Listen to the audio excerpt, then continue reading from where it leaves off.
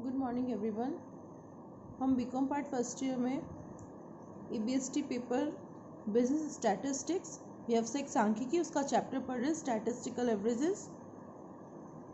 उसमें हमने क्या पढ़ा था लास्ट क्लास में? बहुलक के बारे में हम पढ़ रहे थे, मोड बहुलक के बारे में। ठीक है, बहुलक, मोड, जैट, इनके बारे में पढ़ रहे थे।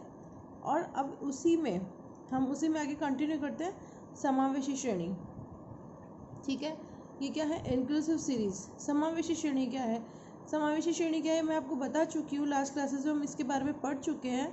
तो समावेशी श्रेणी में बहुलक निर्धारण करते समय क्या किया जाएगा? बहुलक वर्ग की वास्तविक सीमाएं ज्ञात करेंगे। किसकी करेंगे? सिर्फ मॉडल ग्रुप, जो अपना मॉडल ग्रुप होगा उसी की वास्तविक सीमाएं ज्ञात करेंगे। सभी की वास्तविक सीमाएं ज्ञात करने की जरूरत नहीं है। ये क्या बोल रहा है? आप देखो, एक एग्जाम्पल से देखते हैं। निम्नलिखित समूहों से बहुलक ज्ञात कीजिए। हमारे पास क्या है? ये डेटा दिया हुआ है। देखिए, डेटा दिया हुआ है, इससे हमें मोड कैलकुलेट करना है। तो ये डेटा जो है अपने पास 0 to 9, ये 9 पे एंड हो रहा है, लेकिन स्टार्ट नेक्स्ट में कितना हो रहा है? 10 से। जब ये दोनों फिगर यहाँ, ये इसकी क्लोजिंग और इसकी ओपनिंग, सभी में क्लोजिंग ओपनिंग अगर इक्वल ना हो, जैसे ये 9 आ रहा है तो यहाँ 10 आ रहा है, अगर इक्वल ना हो तो ये क्या बोलते हैं? इसको समावेशी श्रेणी। और अगर 0 से 10 होता है, 10 से 20 होता है, 20 से 30 होता है, मतलब क्लोजिंग एंड ओपनिंग इक्वल चलता है। 0 से 10, फिर 10 पे खत्म होती है 10 से 20, 20 पे खत्म होती है 20 से 30। अगर ओपनिंग एंड क्लोजिंग दोनों इक्वल चल रही है तो वो कौन सी होती है? अपवर्जी श्रेणी, एक्सक्लूसिव सीरीज, जो कि हमने लास्ट क्वेश्चन में पढ़ा था कि कैसे कैलकुलेट करना है अगर हमें अपवर्जी श्रेणी दी गई हो तो। अब हम देखते हैं समावेशी श्रेणी। समावेशी श्रेणी में कैसे कैलकुलेट करना है? यहाँ पे इलस्ट्रेशन पढ़ो एक बार। इलस्ट्रेशन दिया हुआ है, साइज दे रखी है आपको और फ्रीक्वेंसी दे रखी है। ठीक है, साइज एंड फ्रीक्वेंसी गिवन है आपको। तो साइज देखो क्या दे रखा है इसमें? 0 to 9। 0 to 9 अगर साइज होती है तो आपकी बारंबारता कितनी आएगी? 2। ठीक है, 10 से 19 होती है साइज, तो बारंबारता 10 है। 20 से 29 की जो साइज है, इसके बीच में 20 से नंबर स्टार्ट होकर 29 तक चलेंगे, उसके बीच की बारंबारता 25 आएगी। इसी तरह से सब सारे साइज जो मेजरमेंट है सबकी क्या दे रखी है? फ्रीक्वेंसी, बारंबारता दी हुई है। तो आपको क्या ज्ञात करना है इसमें? बहुलक, मोड कैलकुलेट करना है। तो मोड कैलकुलेट करने के लिए सबसे पहले हम क्या करते हैं? लास्ट क्लास में आपको बताया था ग्रुपिंग मेथड, समूहीकरण विधि। समूहीकरण विधि द्वारा ये कौन सी है? हमारी सतत श्रेणी। ये हमारी सतत श्रेणी है। सतत श्रेणी में कौन सी? समावेशी श्रेणी। तो इस श्रेणी में क्या करना है? सतत श्रेणी जब होती है तो हम क्या करते हैं? ग्रुपिंग मेथड से। सतत श्रेणी में सिर्फ एक ही मेथड है, ग्रुपिंग मेथड। ग्रुपिंग मेथड से क्या करेंगे? Z बहुलक क्या है वो ज्ञात कर लेंगे। ठीक है, और देखा जाए तो हम डायरेक्ट निरीक्षण विधि से भी कर सकते हैं, बाय इंस्पेक्शन।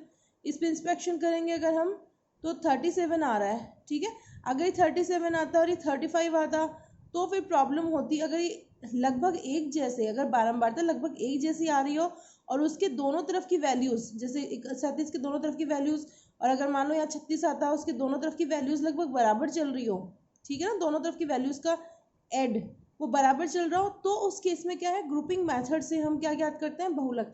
लेकिन अगर कभी बहुत ज़्यादा, जैसे इसमें अपने आप ही पता चल रहा है कि 37 है, कितना ज़्यादा है ये, जैसे अगर मान लो 37 से छोटे 25 है तो जस्ट डबल हो रहा है, ये 1.5 गुना तो है ही। तो इस केस में क्या होगा? ये यहाँ पे साफ देखने पता चल रहा है, इंस्पेक्शन मेथड से पता चल रहा है कि हमारा बहुलक क्या है? 37 आएगा। चाहे तो आप ग्रुपिंग मेथड से भी कर लेना तो भी यही आएगा। तो 37 बारंबारता हमारी बहुलक आएगी। 37 की जो वैल्यू है वो उसके बीच में कहीं हमारी बारंबार वो क्या बोलते हैं? बहुलक होगा। तो हमारा मॉडल ग्रुप क्या हुआ? इसमें आप लिख सकते हैं, क्या लिखेंगे इसमें? लिखेंगे प्रश्न में निरीक्षण। आपको तो क्वेश्चन में निरीक्षण विधि द्वारा मत कर देना, आपको तो ग्रुपिंग मेथड ही करके आना है। इस क्वेश्चन को ग्रुपिंग मेथड करके देखना क्या आ रहा है? निरीक्षण, क्योंकि वो 20 नंबर आपको ग्रुपिंग मेथड के देगा। आपके फर्स्ट यूनिट में 20 नंबर का क्वेश्चन आता है, तो ग्रुपिंग मेथड से ही आप करना। अगर सिर्फ बहुलक पूछे और तीनों पूछ रहा हो तो उस केस में निरीक्षण विधि को यूज़ कर सकते हैं, लेकिन कोशिश करना समूहीकरण विधि का यूज़ करें आप। प्रश्न में निरीक्षण विधि द्वारा ज्ञात बहुलक कितना है? ज्ञात बहुलक एक्स वैल्यू कितनी, ये है 37 का, तो 37 की कॉरेस्पॉन्डिंग एक्स वैल्यू कितनी है, ये 40 से 49 वर्ग में है। अतः बहुलक वर्ग, मतलब मॉडल ग्रुप। अतः मॉडल ग्रुप क्या हुआ, ग्रुप क्या होगा, 40 से 49 मॉडल ग्रुप होगा। ठीक है। अब आपने देखो समावेशी श्रेणी के बारे में क्या पढ़ा था। समावेशी श्रेणी में बहुलक निर्धारण करते समय बहुलक वर्ग की वास्तविक सीमाएं ज्ञात करेंगे। वास्तविक सीमाएं कैसे ज्ञात करेंगे इस वर्ग की। अब देखो इसमें क्या है, 40 है, 39 और 40 में कितने का फर्क है, 1 का। ठीक है। और ये जब 1 का फर्क है दोनों में, तो हम क्या करेंगे, इन दोनों वैल्यूज को बराबर बनाने के लिए, इन दोनों वैल्यू को बराबर बनाने के लिए इन दोनों में जो 1 का फर्क है, 1 में किसका भाग देंगे, 2 का, तो कितना हो जाएगा, हाफ। तो क्या करेंगे, इसमें कर देंगे हाफ ऐड, इसमें क्या करेंगे, हाफ लेस, तो 39.5 हो जाएगा, ये भी 39.5 हो जाएगा। सेम ट्रीटमेंट इस पे करेंगे। दोनों का डिफरेंस कितना आ रहा है, 1 का आधा करेंगे, 1 में 2 का भाग दे देंगे, आधा जो आएगा इसमें ऐड कर देना और इसमें से लेस कर देना। ये सब प्रोसीजर मैंने पहले बता रखी है आपको, इसलिए डिटेल में नहीं बताऊंगी। तो अब ये देखेंगे अब हम इसकी, इस वर्ग की वास्तविक सीमाएं, इस वर्ग की वास्तविक सीमाएं क्या होगी, आगे समझो। 39.5 डैश 49.5 ये कैसे आए आपको समझ आ गया होगा, नहीं आया तो लास्ट क्लासेस में देखना। आपको क्या करना है, दोनों का डिफरेंस देखना है। ठीक है। इन दोनों के बीच में डिफरेंस, उसका आधा करना है, जो छोटी संख्या उसमें जोड़ दो और जो बड़ी संख्या उसमें से घटा दो, बस ये आ जाएगा। और सेम ट्रीटमेंट यहाँ करना है। इसके बाद में अब क्या करेंगे, हम सूत्र लगाएंगे, किसका, z का सूत्र लगेगा। क्या है, L1 plus F1 minus F0 two F1 minus F0 minus F2 into I। ठीक है। ये अपना फॉर्मूला हो गया है। L1 कितनी आ रही है, देखो इसमें दिया हुआ है, L1 मतलब lower limit of model group, ये आ गई, प्लस F1 क्या है, इसकी फ्रीक्वेंसी देखो, ये है, ये क्या हो जाएगा, F1, ये हो जाएगा F1। जो भी मॉडल ग्रुप होता है उसकी फ्रीक्वेंसी को F1 बोलते हैं, उससे जस्ट पहले वाली को F0, इसके बाद वाली को F2। ठीक है, समझ में आ गया। F1 कितना है, 37, तो F1 यहाँ लिखेंगे 37, माइनस F0 कितना है, देखो F0 कितना है, 20, ये आ गया यहाँ पे 20। ठीक है। 2F1 37 करोगे, माइनस 20 करोगे, और F2 कितना आ रहा है, F2 आ रहा है 17। ठीक है, 17 हो गया। अब I का मतलब क्या है, इन दोनों का डिफरेंस, ये आ जाएगा 10। अब क्या करोगे आप, इसको सॉल्व, 17, और आप इसको पूरे को सॉल्व करोगे तो ये आ जाएगा लास्ट में 37। इसको 10 से गुणा कर देंगे तो ये आ जाएगा 170। ठीक है, 39.5 प्लस 4.59 44.09। तो z की वैल्यू क्या आ गई, z बराबर 44.09। ये आप देख लो, क्वेश्चन आप देख लो और इसका सॉल्यूशन देख लो। कोई प्रॉब्लम हो तो यूट्यूब पे कमेंट सेक्शन पे आप लिख देना, ये आपको वापस समझा दिया जाएगा।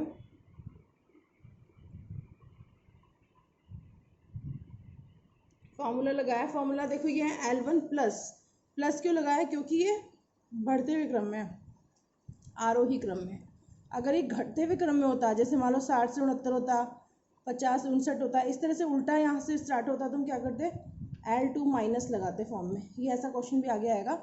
आप तो इस क्वेश्चन को देखो, ये बढ़ता हुआ है इसलिए क्या हुआ, L1 प्लस लगा।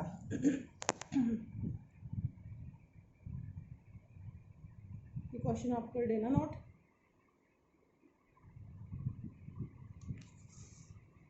इसके बाद हम अगला टॉपिक देखते हैं।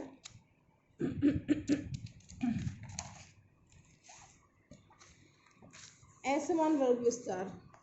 अब देखो, जब आप क्वेश्चन करेंगे तो आपके सामने की सिचुएशन आएगी कि आपको क्वेश्चन में क्या दिया हुआ है, वर्ग विस्तार। वर्ग विस्तार में क्लास इंटरवल्स जो है वो इक्वल या अनइक्वल है।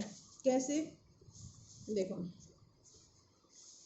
ये है जैसे, ठीक है, ये क्या है 0 से 5 कितने का फर्क, कितने का डिफरेंस आ गया, 5 का।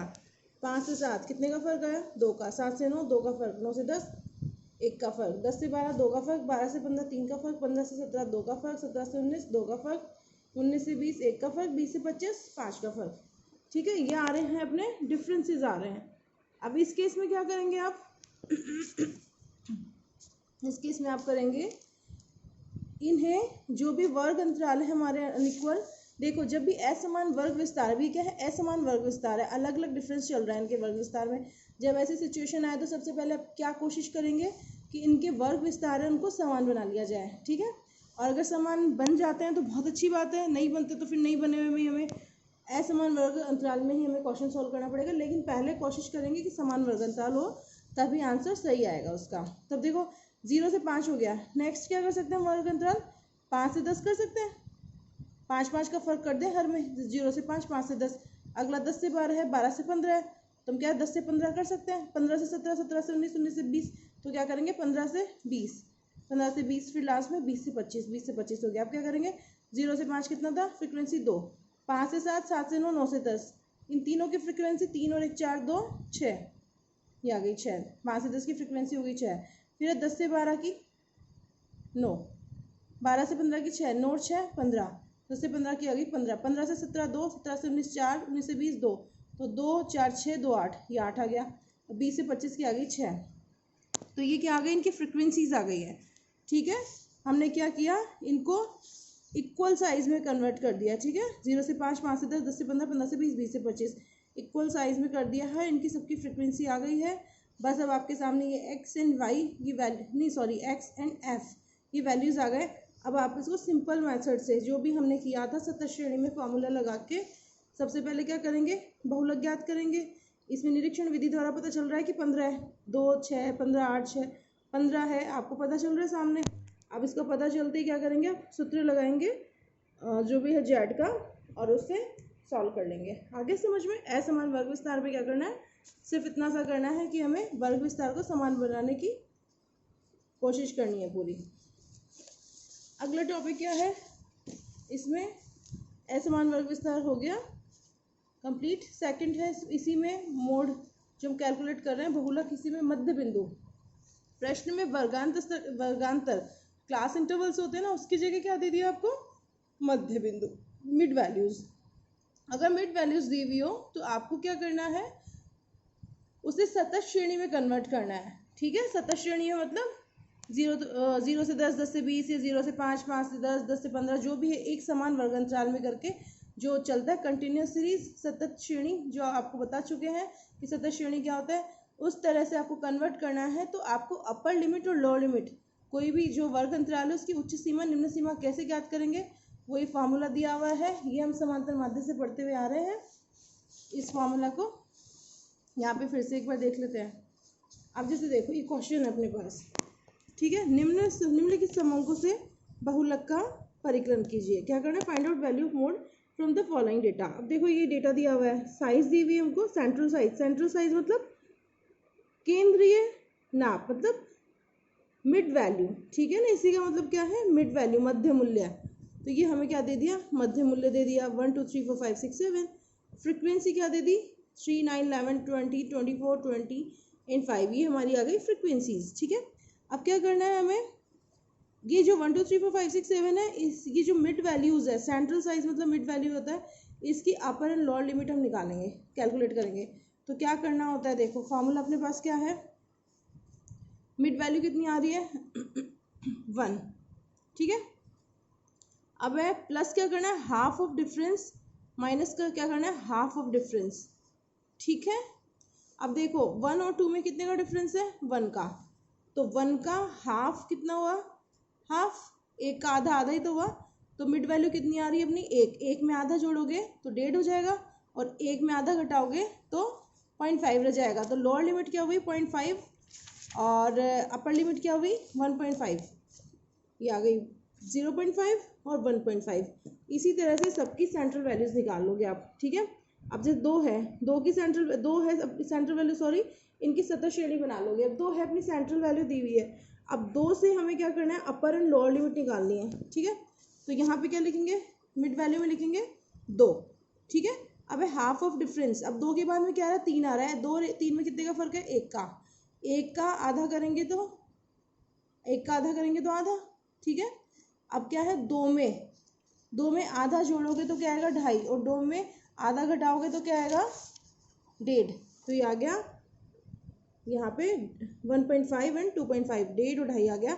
इसी तरह से सभी की उस फार्मूला से ये जो है अपनी सतत श्रेणी में कन्वर्ट कर देंगे मिड वैल्यू से। अब जैसे ही जैसे सतत श्रेणी में कन्वर्ट होगी, अभी सतत श्रेणी में कन्वर्ट हो गई ये सारा, अभी सिंपल सतत श्रेणी बन गई है, नॉर्मल सतत श्रेणी। अब सतत श्रेणी में समूहीकरण विधि द्वारा फिर बाद में जेड का जो सूत्र है, बहुलक का सूत्र है, उसके द्वारा इस क्वेश्चन को सॉल्व कर दिया जाएगा। ये आपके लिए होमवर्क है, ठीक है। इस क्वेश्चन को देख लो, सॉल्व आपको करना है, बस मुझे इतना ही समझाना था। अब सॉल्व आपको करना है, आंसर देख लो कितना आ रहा है, मॉडल्स 5 आ रहे हैं इसके आंसर, ठीक है। हम नेक्स्ट देखो क्या है इसमें, अवरोही क्रम वाली अपवर्जी श्रेणी। अगर मान लो कोई अपवर्जी श्रेणी, अभी हमने पहले पढ़ा था थोड़ी देर पहले, थोड़ी आज नहीं लास्ट क्लास में पढ़ा था अपवर्जी श्रेणी के बारे में। सतत श्रेणी, अपवर्जी श्रेणी मतलब 0 से 10, 10 से 20, 20 से 30, मतलब closing and opening same number से हो उसकी। जैसे 0 से 10, 10 पे बंद हुआ, लेकिन अगला नंबर 10 से 20 होगा तो 10 पे बंद हो रहा है पहले वाला, जस्ट नेक्स्ट वाला 10 से स्टार्ट हो रहा है, तो मतलब opening and closing same number पे हो रही है, ठीक है, वो क्लास इंटरवल्स की, तो उसे क्या बोलते हैं, अपवर्जी श्रेणी। लेकिन अगर ऐसी अपवर्जी श्रेणी अवरोही क्रम में हो, मतलब घटते हुए क्रम में हो, बढ़ते हुए नहीं, घटते हुए क्रम में हो, तो उस केस में क्या होगा, आपके पास 2 ऑप्शन होंगे, या तो श्रेणी को आरोही क्रम में जमा दो, ठीक है। अगर श्रेणी डिसेंडिंग ऑर्डर में दी हुई हो तो आपको क्या करना है, 2 ऑप्शन है आपके पास, या तो श्रेणी को असेंडिंग ऑर्डर में अरेंज कर लो और फिर क्वेश्चन सॉल्व कर लो, वो जो नॉर्मल अब तक करते आए थे इस नॉर्मल फॉर्मूला से। और अगर आपको अरेंज नहीं करना, आप चाहते हो कि नहीं हम तो डिसेंडिंग ऑर्डर वाली सीरीज से ही क्वेश्चन सॉल्व करना चाहते हैं, तो कर लो क्वेश्चन सॉल्व, कोई दिक्कत नहीं है। लेकिन यहाँ पे जो बहुलक का सूत्र था वो ये वाला लगेगा, ठीक है। आरोही क्रम में अगर श्रेणी जमी हुई हो तो कौन सा लगता था, Z equal sign L1 plus, बस इतना फर्क आता था अगर आरोही क्रम में हो। लेकिन वही श्रेणी अगर अवरोही क्रम में हो जाती है तो क्या आएगा, L2 माइनस, ठीक है। आ गया समझ में ये वाली बात, सिंपल चीज थी जो समझ में आ गई होगी। या बुक ले लेना, बिजनेस स्टैटिस्टिक्स व्यवसायिक सांख्यिकी की, ठीक है। राइटर्स इसके बहुत सारे हैं, मार्केट में बहुत सारे राइटर्स की बुक्स अवेलेबल है। आपको अगर राइटर नेम जानने हैं तो आप मुझे क्या कर सकते हैं, व्हाट्सएप पे मैसेज कर देना, वहाँ पे मैं आपको बता दूंगी कि कौन सा राइटर सही रहेगा और कौन कौन से राइटर्स की बुक है और कैसे क्या आपको स्टडी करनी है, किसके अकॉर्डिंग कौन से वाला राइटर ठीक रहेगा, ठीक है ना। बाकी राइटर तो किसी की भी बुक ले लो, सभी की अच्छी है, लेकिन फिर भी अगर आपको जानना है तो आप व्हाट्सएप पे पूछ सकते हैं, या फिर मैं व्हाट्सएप पे खुद मैसेज कर दूंगी ग्रुप में बुक्स के राइटर्स के बारे में, राइटर्स के नेम के बारे में। ये हो गया है। अब अपना अगला टॉपिक है प्रथम अथवा अंतिम वर्ग में बहुलक होने पर। कई बार क्या होता है कि जैसे हमेशा अभी तक हमने क्वेश्चंस किए थे, उसमें क्या था कि बहुलक वर्ग जो मॉडल ग्रुप आता है आपका, वो लगभग बीच में ही मिलता है हमें, ठीक है ना। ऐसा नहीं होगा कि फर्स्ट जैसे 0 से 10 ही हो गया हो मॉडल ग्रुप, या फिर 40 से 50 मतलब लास्ट वाला मॉडल ग्रुप हो रहा हो, ऐसा नहीं होगा। अगर ऐसा हो जाए, बाई चांस ऐसा हो जाए तो क्या होगा, यदि बहुलक पहले वाले वर्ग में ही आ जाए, मतलब फर्स्ट जो है 0 से 10 वो ही क्या हो जाए, मॉडल ग्रुप हो जाए, तो इस केस में क्या होगा, F0 आएगी ना, मतलब उस मॉडल ग्रुप से जस्ट पहले वाले वर्ग की फ्रिक्वेंसी वो क्या मानी जाएगी, 0, क्योंकि 0 से 10 से पहले तो कुछ था ही नहीं, वैल्यूज ही नहीं थी, तो वहाँ कोई फ्रिक्वेंसी भी नहीं है, तो इस केस में क्या होगा, F0 को 0 माना जाएगा। लेकिन अगर अंतिम वर्ग में हो, अगर बहुलक अंतिम वर्ग हो, जैसे 40 से 50 तक ही है उसमें क्लास में बच्चों के मार्क्स 50 में से मार्क्स आए, 40 से 50 लास्ट ग्रुप है, तो अगर वही मॉडल ग्रुप हो, उसी के अंदर अगर किसी की बहुलक आ रहा हो, बारंबारता सबसे ज़्यादा हो मार्क्स की, तो क्या होगा, F2 का मतलब क्या होता है कि जो भी मॉडल ग्रुप है उसके जस्ट बाद वाला मॉडल ग्रुप, उसके जस्ट बाद वाला बहुलक वर्ग, वो क्या माना जाएगा, वो होता है अपना F2, ठीक है। लेकिन 40 से 50 हमने लास्ट वाला मॉडल ग्रुप ही अगर सिलेक्ट कर लिया है बहुलक के लिए, तो उसके बाद तो 40 से 50 के बाद में तो वो कोई बहुलक वर्ग ही नहीं था, तो इसका मतलब उसके बाद में उसकी कोई फ्रिक्वेंसी भी नहीं होगी, तो F2 तो वहाँ पे एग्जिस्ट ही नहीं करेगा। तो क्या माना जाएगा, F2 को 0 मानेंगे, ठीक है। F2 किसके बराबर हुआ, 0 के बराबर हुआ। इसे समझाने के लिए दिया हुआ है, वैसा ऐसा इन रियल जो सिनेरियो उसमें नहीं होता है ऐसा कुछ। हमेशा बहुलक लगभग बीच में ही पाया जाता है, स्टार्टिंग लास्ट में नहीं होता, लेकिन वो समझाने को दिया हुआ है कि अगर कभी कोई ऐसी आ जाए सिचुएशन तो इस तरह से क्वेश्चन सॉल्व करना है हमें। अब है अगला क्वेश्चन हमारा, अगला टॉपिक है इसी में बहुलक में अज्ञात आवृत्ति ज्ञात करना। एक बार क्वेश्चन पढ़ लो आप, अज्ञात आवृत्ति ज्ञात करना। इसमें देखो क्या होगा, अज्ञात आवृत्ति ज्ञात करना। इसमें सबसे पहले हम देखेंगे इफ द क्वेश्चन देखते हैं, if the mode of the following variable is 240, इसका मतलब z कितना दिया हुआ है, मोड मतलब z, ठीक है, z और मोड गिवन कितना है 240। Find the frequency of the class 300 400, कि 300 to 400 इसमें क्या है, मिसिंग आ रही है, यहाँ पे पता नहीं, तो हमें क्या बोल रहा है, ये सारी वैल्यूज दी हुई है, ये सारी वैल्यूज दी हुई है, इसमें ये वाली छोड़ रखी इन्होंने, तो इसको मिसिंग वैल्यू बोल रखा है, और इसी को हमको क्या करना है, इसी को फाइंड आउट करना है। तो क्या करेंगे, सबसे पहले z और मोड गिवन कितना है 240, मोड कितना है 240, सो मॉडल ग्रुप कितना हुआ 240 यहाँ है, ठीक है।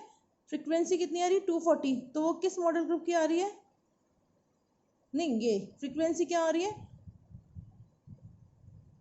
वापस देखो इस क्वेश्चन को, ये क्या बोल रहा है 240 हमारा मोड है, फ्रीक्वेंसी नहीं देखनी, सॉरी, वापस देखो क्वेश्चन को, अपना क्या है, मोड आ रहा है 240, और हमें क्या बता रखा है, फाइंड द फ्रीक्वेंसी, इसकी फ्रीक्वेंसी फाइंड आउट करनी है हमें।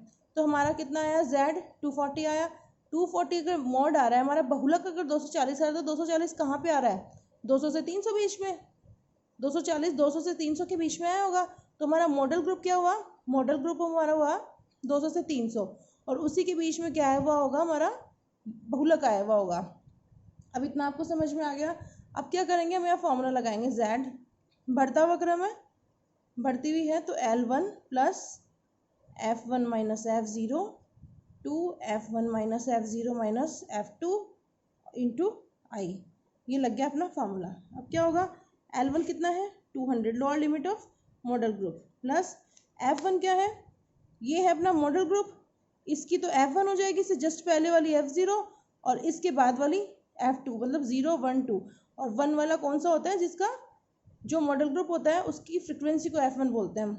तो यह आ जाएगा 270 माइनस F0 230, और 2F1 है 270 माइनस 230, और ये F2 क्या हो गया, ये आ रहा है हमारा मिसिंग, तो इसको हम F2 ही लिख देते हैं। और ये क्या होता है I, इन दोनों का डिफरेंस, ये कितना आ रहा है अपना 100 आ रहा है, ठीक है, इतना हो गया अपना। अब इसके बाद में देखेंगे हम, सॉल्व करें, और ये z कितना आ रहा था अपना 240, ये आ गया 240। अब क्या करेंगे, पक्षांतरण करेंगे, 240 तो है ही, 200 को उठा के इधर लाएंगे, प्लस का था ये माइनस का हो जाएगा, ठीक है। और यहाँ क्या करना है, दोनों का डिफरेंस कितना आ रहा है, ये तो यहाँ चला ही गया, अब यहाँ पे ये बच जाएगा, दोनों का डिफरेंस कितना आ रहा है 40, और ये कितना है इंटू 100, ठीक है। 270 इंटू 2 कितना करेंगे 540, ये आएगा 540, 540 माइनस 230 माइनस F2, ठीक है। 540 में से 230 का तो कितना बचता है 310, या इन दोनों में को अगर लेस करते हो तो बचेंगे 40, ये बचेंगे यहाँ 4000, ये बच जाएगा 310, और ये माइनस F2, ठीक है। अब क्या करेंगे, हम क्रॉस मल्टीप्लाई करेंगे, क्रॉस मल्टीप्लाई करेंगे तो हम, ये आ जाएगा 310, और ये 40 से मल्टीप्लाई होगा 310 माइनस F2, और ये दोनों मल्टीप्लाई हो जाएंगे, ये और ये क्रॉस मल्टीप्लाई होगा 40, और ये सब हो जाएगा, और इन दोनों का मल्टीप्लाई करेंगे 4000 इंटू एक का कोई यहाँ पे कोई रिलेवेंस नहीं है, तो ये 4000 ऐसे हो जाएगा। अब क्या करेंगे हम, इसके बाद में 310 और F2 को यहीं छोड़ देंगे हम, ठीक है। यहाँ लेके जाएंगे 4000, 4000 में किसका भाग देंगे 40 का, तो कितना हो जाएगा ये 100, ठीक है। ये हो गया 100। अब क्या हुआ, यहाँ पे बच गया F2 और ये 310 और यहाँ आ गया 100, ठीक है। अब पक्षांतरण करेंगे संख्याओं को एक तरफ और ये जो होते हैं ये F2 जो अल्फ़ाबेट में लिखे हुए हैं उनको एक तरफ, तो ये माइनस F2 यहाँ बच गया। ये क्या है, प्लस का 100 है, ये उठ के प्लस का इस तरफ जाएगा तो माइनस के 310 हो जाएंगे। अब ये माइनस का F2 है और ये 100 माइनस 310, माइनस का F2 और ये माइनस के 210, माइनस से माइनस कट गया तो क्या बचा, F2 की वैल्यू कितनी आ गई 210। ये अपना हो गया आंसर, ठीक है। तो ये जो मिसिंग फिगर थी ये क्या होगी 210। ये इलस्ट्रेशन देख लो, आप देखते जाओ और इसको नोट कर लेना। नहीं समझ आया तो उसको बार बार देखना। फिर भी कोई प्रॉब्लम हो तो आप मुझे यूट्यूब चैनल में जहाँ ये अपलोड किया हुआ है वहाँ मैसेज कर सकते हैं, ये दोबारा समझा दिया जाएगा क्लास में। या कोई क्वेरी हो तो आप पूछ सकते हैं।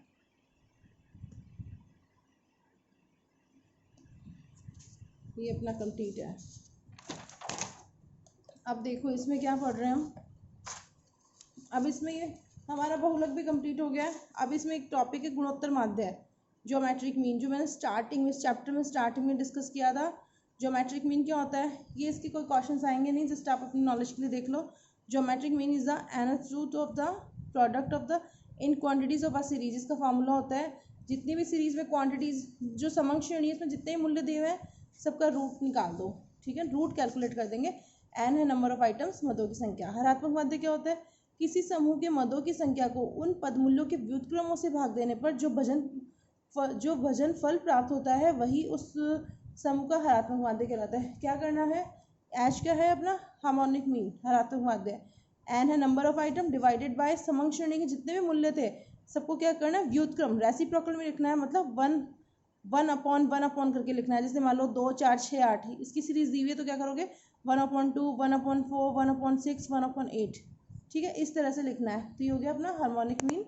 ये भी कोई एग्जाम के पॉइंट ऑफ व्यू से इंपॉर्टेंट नहीं है, लेकिन बस आप देख लेना। अब हमने पढ़ा था एक्स बार, ज्योमेट्रिक मीन और ये हार्मोनिक मीन यहाँ पढ़े हैं।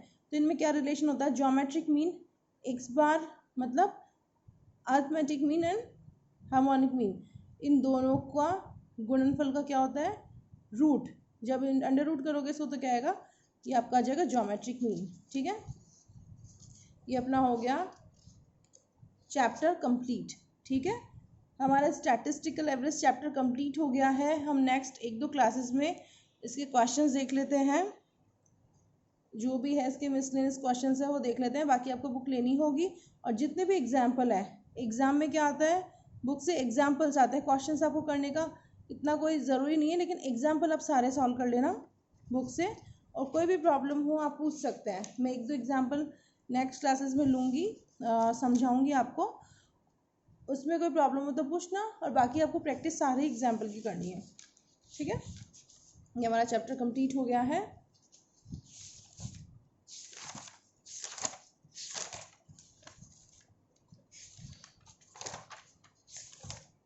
इसमें देखो क्या था, हमने स्टार्टिंग में इसमें पढ़ा था हार्मोनिक और इसके ज्योमेट्रिक मीन के लिए, वो सब इसमें दिया हुआ है। इसको मैं बता दूँ कौन से चार्ट में है।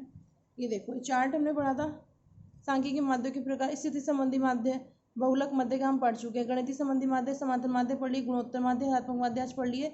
ये कोई इंपॉर्टेंट नहीं इसलिए इसको छोड़ना है, आपके सिलेबस में नहीं ये वाला। और ये है, ये भी कोई एग्जाम के पॉइंट ऑफ व्यू से इम्पॉर्टेंट नहीं है और ना आपके कोई क्वेश्चंस आते हैं इसके, तो इसको भी नहीं पढ़ना है।